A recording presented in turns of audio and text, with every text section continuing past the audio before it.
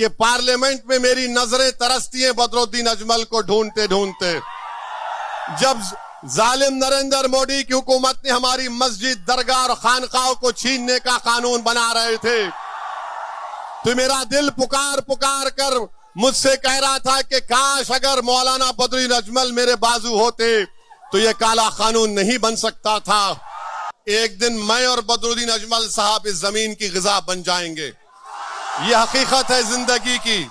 मगर जब हम जाएंगे इस दुनिया से तो कोई ये नहीं कहना कि काश कोई आकर हमको हिलाकर बता देता, कोई हमको जगा देता, कोई हमको हिम्मत दिला देता कि ये वक्त उठने का है, ये वक्त उठने का है, ये वक्त बैठने का नहीं है, ये वक्त लड़ने का है, ये वक्त सीना तान कर अपने हक को मनवाने का है। तुम याद रखो, तुम उस रसूल रहमत की उम्मत हो, तुम उनकी उम्मत हो, तुम किसी से नहीं डरते सिवाय अल्लाह के। हम मरेंगे इंशाअल्लाह ताला, मगर हमारी मौत लाखों को हयात देकर देगी इंशाअल्लाह ताला। तो मेरे अजीज दोस्तों और बुजुर्गों, 9 तारीख के दिन आपको अपना एक एक वोट ताला चाबी पर बटन दबा कर देना है। ये मैं सिर्फ इस विधानसभा की आवाम से अपील नहीं कर रहा हूं, बल्कि आसाम के तमाम इंसाफ पसंद हिंदू भाइयों से भी अपील कर रहा हूं। मैं आसाम के तमाम इंसाफ पसंद हमारे ट्राइबल भाइयों से बहनों से अपील कर रहा हूं। मैं उन तमाम से अपील कर रहा हूं जो भारत के संविधान को अजीज रखते हैं। मैं उन तमाम मियां लोगों से अपील कर रहा हूं, ये वक्त उठने का है मेरे भाई।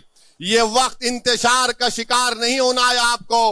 आपको अपने इस कौम के इस कायद के साथ खड़े रहने का वक्त है जिसने अपनी जिंदगी आपके लिए वक्फ कर दी है। आज आपको इनको कामयाब करना है। आप अंदाजा नहीं लगा सकते कि पार्लियामेंट में मेरी नजरें तरसती हैं बदरुद्दीन अजमल को ढूंढते ढूंढते। जब जालिम नरेंद्र मोदी की हुकूमत ने हमारी मस्जिद, दरगाह और खानकाहों को छीनने का कानून बना रहे थे, तो मेरा दिल पुकार पुकार कर मुझसे कह रहा था कि काश अगर मौलाना बदरुद्दीन अजमल मेरे बाजू होते तो यह काला कानून नहीं बन सकता था। बिस्मिल्लाहिर्रहमानिर्रहीम। अस्सलामु अलैकुम व रहमतुल्लाहि व बरकातहू। मौजूद हाज़रीन इकराम, बुजुर्गान कौम और मिलत, मेरी इज़्ज़तदार माँ और बहनों, गयूर नौजवान साथियों, मेरे बड़े भाई, मेरे मोहसिन हज़रत मौलाना बदरुद्दीन अजमल साहब, सदर AIUDF, वो सदर जमीयत उलमा आसाम, मोहतरम जनाब अब्दुर्रहमान अजमल साहब, शहनशीन पर तशरीफ़ फरमा, तमाम जिम्मेदारान कौम और मिलत, मैं सबसे पहले आप तमाम का शुक्रगुजार हूँ कि हज़ारों की तादाद में आज आप यहाँ पर जमा हुए हैं, और मुझे यकीन है कि आप तमाम लोगों का यहाँ पर हज़ारों की तादाद में जमा होना इस बात का पैगाम देती है कि इंशाअल्लाह ताला 9 तारीख के दिन इस विधानसभा से, बीना कांडी से, आप न सिर्फ इस विधानसभा से बल्कि उन तमाम 29 असेंबली के कॉन्स्टिट्यूंसी से जहां से मौलाना बदरुद्दीन अजमल साहब के कैंडिडेट इंतखाबात में हिस्सा ले रहे हैं, इंशाअल्लाह ताला वहां पर भारी अक्सरियत से तमाम 29 उम्मीदवार कामयाब होंगे, MLA बनेंगे। मेरे अजीज दोस्तों और बुजुर्गों, मैं आसाम के लिए नया नहीं हूं। 2012 में जब BTDA के इलाके में वहशतनाक और हौलनाक वाक़यात हुए थे, उस वक्त मैं यहाँ पर आया था और हैदराबाद से मैं अपने साथ 10-12 डॉक्टर्स की टीम को लेकर आया था, और क़रीब 8 से 10 दिन मैं और हमारे डॉक्टर्स, जिसकी क़ियादत हमारे मरहूम समदी डॉक्टर मज़हर अली ख़ां कर रहे थे, और रमज़ान का मुबारक महीना था, हमको आपकी खिदमत करने का मौका मिला। बहुत से रिलीफ कैंप को जाकर वहां पर उनकी मदद करने का अल्लाह ने मौका अता फरमाया था।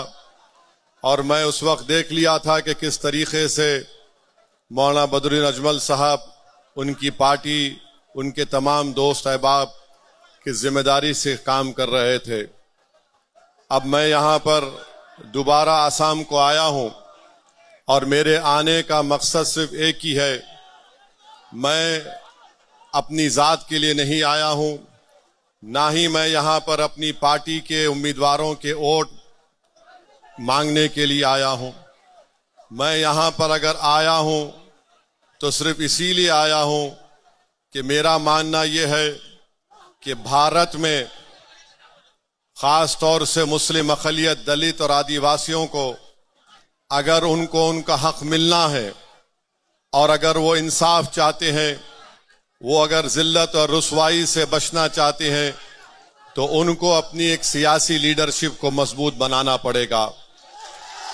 और मैं इसलिए भी आया हूं कि पिछले कई साल से मैं इस बात को देख रहा हूं, महसूस भी कर रहा हूं, खून का घूंट भी पीता हूं, आंख से बाज वक्त आंसू भी निकल जाते जब आसाम में मियाँ लोगों पर जुल्म की दास्तानें देखता हूं, पढ़ता हूं और सुनता हूं।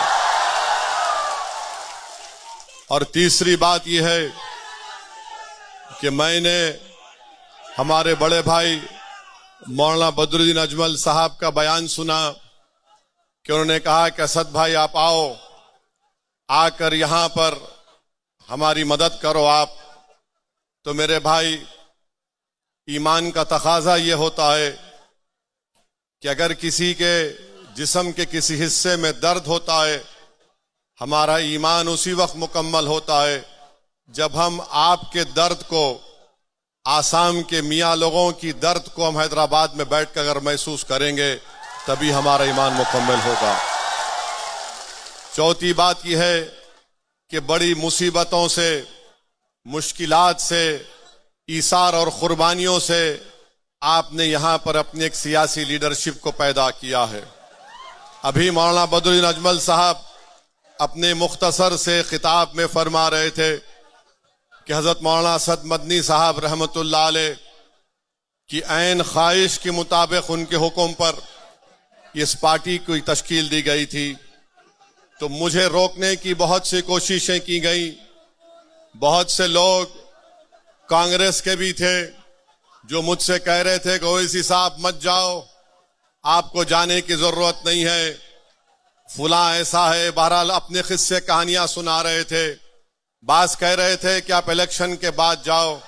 मैं ईमानदारी से आपसे कह रहा हूं कि मैंने मदीने शरीफ में रमजान के महीने में नमाज इस्तिखारा किया और मैंने कहा, अल्लाह, मैं नमाज अदा कर रहा हूं इस वास्ते के क्या मैं आसाम में जाऊं, और अगर जाऊं तो अजमल साहब की मदद करूं या नहीं जाऊं। अल्हम्दुलिल्लाह, अल्लाह सुब्हाना व तआला ने मुझे मौका दिया आपके दरमियान में आने का। और मेरी अल्लाह से दुआ है कि अल्लाह सुब्हाना व तआला आप तमाम पर अपनी रहमतों को, अपने फजल को नाजिल करे और अल्लाह सुब्हाना व तआला आसाम के मुसलमानों की मुसीबतों का खात्मा कर दे। और जो लोग जुल्म कर रहे हैं, अल्लाह उनको इस जुल्म से रोक दे, अल्लाह उनको हिदायत दे। अगर वो जुल्म करते रहेंगे तो फिर अल्लाह उनको देख लेगा इंशाअल्लाह ताला। और कांग्रेस के लोगों से बोल रहा हूं, आप कितना भी कोशिश कर लो, अल्लाह जब तक असदुद्दीन ओवैसी को जिंदा रखेगा, जहां कहीं भी मुस्लिम पॉलिटिकल लीडरशिप को बनाना है, मजबूत रखना है, जिंदा रखना है, मैं हाजिर था और हाजिर रहूंगा इंशाअल्लाह ताला। मैं कोई बड़ा काम नहीं कर रहा हूं। मैं मेरे भाई, बड़े भाई मौलाना अजमल साहब को देखता हूं तो मेरी जबान से बेसाख्ता दुआ के कलमात निकल जाते हैं कि अल्लाह इनको सलामत रखे, अल्लाह इनको सेहत दे और ये आपकी और सही तरीके से, बेलौस तरीके से खिदमत करते रहे। हम तमाम खादिम हैं आपके, हम तमाम आपके गुलाम हैं, हम तमाम आपके नौकर हैं। आपकी वजह से हम यहां पर खड़े हैं। इसमें अल्लाह का करम है, सदका है नबी करीम सल्लल्लाहु अलैहि वसल्लम का, अहले दिल की दुआएं हैं। असदुद्दीन ओवैसी कोई बड़ा आदमी नहीं है, असदुद्दीन ओवैसी आपकी तरह आम आदमी है। अल्लाह ने हमको मौका दिया है और हम आपकी खिदमत करने को आए हैं। जब मैं यहां पर आया हूं तो आपसे एक दरख्वास्त करने आया हूं, बल्कि मैं पूरे भारत के अक़लियतों की तरफ से, जो इंसाफ पसंद है उनकी तरफ से, अपनी तरफ से आप तमाम से भीख मांगने को आया हूं कि मेरे भाई इस बार पूरे बदरुद्दीन अजमल साहब के कैंडिडेट्स को कामयाब कर दो। याद रखो पूरा भारत आपकी तरफ निगाहें उठाकर देख रहा है।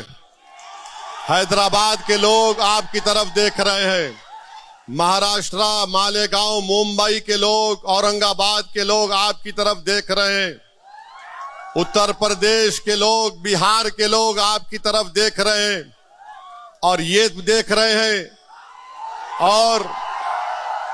और ये आपसे कह रहे हैं कि अब की बार तुम इंतशार का शिकार मत होना।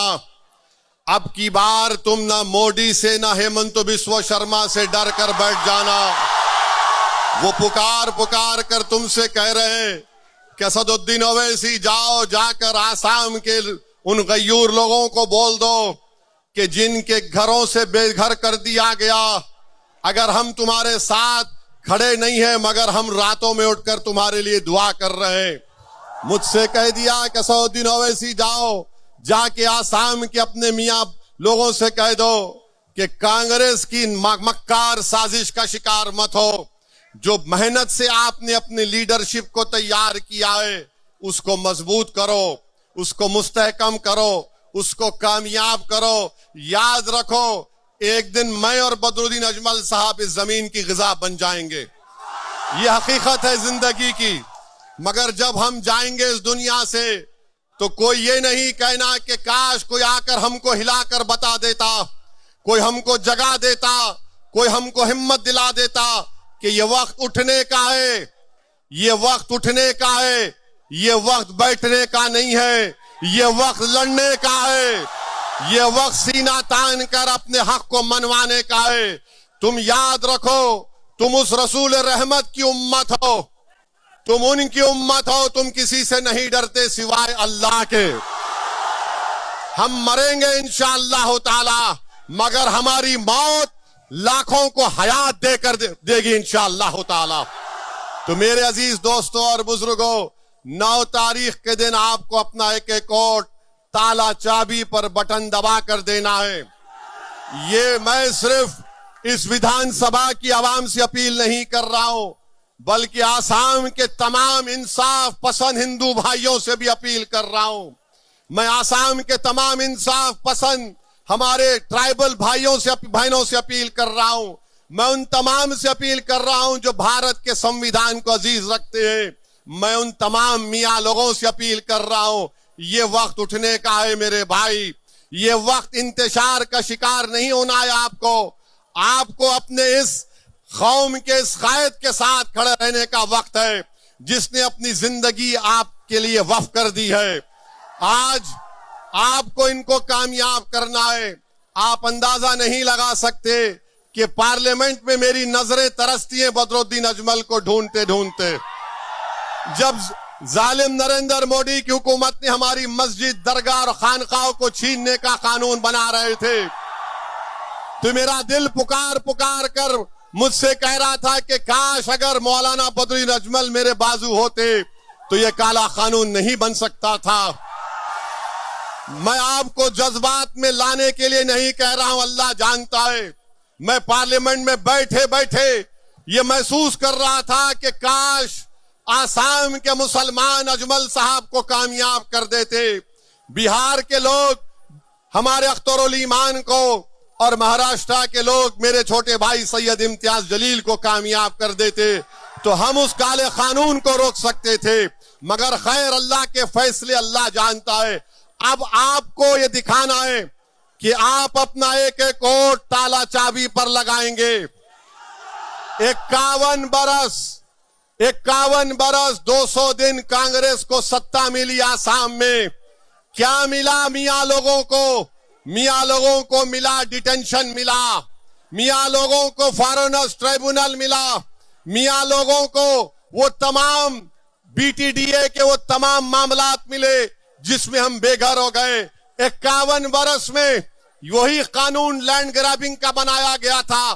कौन था मंत्री? रकीबुल मंत्री थे। उस कानून का इस्तेमाल करके आज ये हेमंत बिस्वा शर्मा जो वक्त का फिरौन बना हुआ है, अल्लाह उसको देख लेगा इंशाअल्लाह ताला।